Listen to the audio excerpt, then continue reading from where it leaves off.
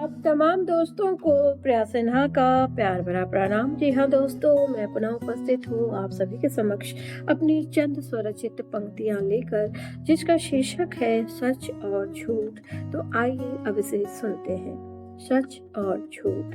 कहते हैं झूठ के पाँव नहीं होते, कहते हैं झूठ के कभी पाँव नहीं होते, और सच के साथ कभी गाँव नहीं होते, और सच के साथ कभी गाँव नहीं होते। रहते हैं वो दोनों एक दूसरे से उखड़े से हमेशा ही, रहते हैं वो दोनों एक दूसरे से उखड़े से हमेशा ही।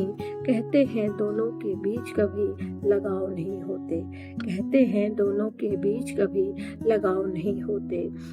तो जी हाँ दोस्तों, ये थी मेरी आज की स्वरचित चंद पंक्तियाँ, जिसका शीर्षक था सच और झूठ। तो सच और झूठ, जैसा कि आप सभी जानते हैं कि झूठ ज़्यादा देर अकेले नहीं टिकता और सच के आगे कोई नहीं टिकता। अर्थात जब झूठ बोलते हैं लोग बहुत ही प्यार से बोलते हैं, और लेकिन जब जिस दिन उनका झूठ सामने आता है ना, तो वो टिक नहीं पाते हैं, वो सच के आगे कभी टिक नहीं पाते हैं। और सच झूठ में जब लोग झूठ बोलते हैं ना, तो काफ़ी मीठे तरीके से बोलते हैं, इतने प्यार से बोलते हैं कि उनके बहकावे में बहुत सारे लोग उनकी तरफ आकर्षित हो जाते हैं।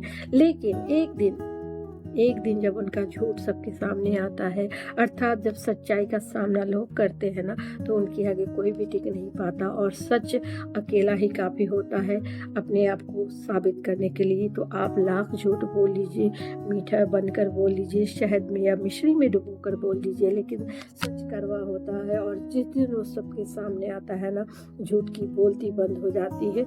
और यही एक वजह है कि झूठ कभी सच को देखना नहीं चाहता और सच कभी झूठ को नहीं देखना चाहता, दोनों में बनती नहीं है। मैं आप लोगों से यही गुजारिश करूंगी कि बहुत कम कोशिश करें झूठ बोलने की। कब हमेशा झूठ गलत नहीं होता है। आप झूठ वैसी जगह पे बोलें जहाँ पे आप कुछ अच्छी चीज़ों के लिए झूठ बोल रहे हैं, किसी को बचाने के लिए, किसी की रक्षा करने के लिए, कुछ सरप्राइज देने के लिए। वहाँ पे बोला गया झूठ आपके लिए गलत नहीं होता, या किसी के लिए नहीं होता।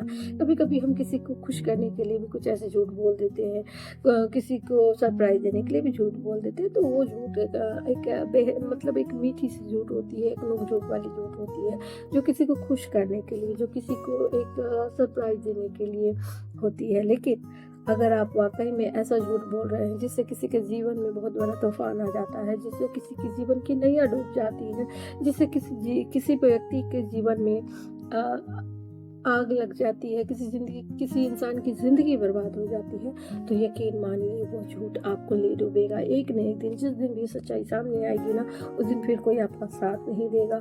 आप किसी को मुंह दिखाने के लायक नहीं रहेंगे। आपका वो झूठ आपको ही आपकी नज़रों में गिरा देगा, आपको ही ले डूबेगा, ले पीटेगा। तो मैं आप सभी से यही गुजारिश करती हूँ कि जितना कोशिश हो, कम से कम झूठ शब्द, झूठ वचनों का प्रयोग करें।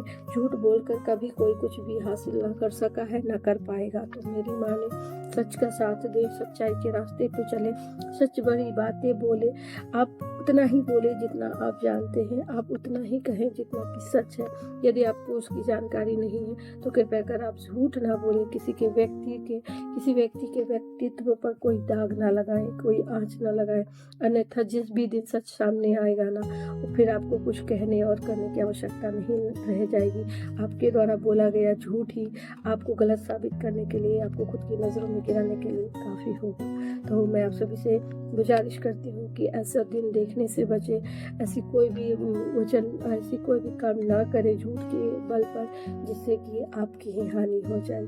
और सच तो हमेशा जीत कर उभर ही आता है, सामने आ ही जाता है, और वो अपने पर प्रमाण दे ही जाता है। लेकिन आप सोचें, यदि आप झूठ बोल रहे हैं, कोई भी व्यक्ति जो झूठ बोलते हैं, झूठ का सहारा लेते हैं, खुद को अच्छा साबित करते हैं, खुद दूसरे को नीचे गिराते हैं, फिर आप कहाँ जाएंगे। तो ये थी सच और झूठ की लड़ाई की कहानी। तो मैं सभी से गुजारिश करूंगी, मैं सभी से आशा करूंगी, मैं सभी से अनुरोध करूंगी कि कृपया जितना हो सके कम ही बोले, लेकिन सच बोले। झूठ का सहारा हमेशा हर जगह कतई ना लें, जिससे किसी का नुकसान हो, वैसा कोई कार्य ना करें। ताकि आपकी भी ज़िंदगी बची रहे। अगर आप किसी का अच्छा करते हैं तो भी तो कहीं न कहीं जाकर आपका भी अच्छा होता है और एक न एक दिन अच्छा अवश्य हो ही होगा।